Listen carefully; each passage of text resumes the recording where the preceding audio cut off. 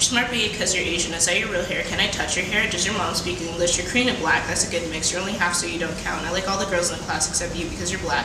You look so exotic. You're so Asian. Why should I feel bad about my white privilege? I mean, my ancestors did, not me. Chaz could be your brother. You're good at dancing because you're black. What's wrong with saying nigga? I mean, black people say, why can't I?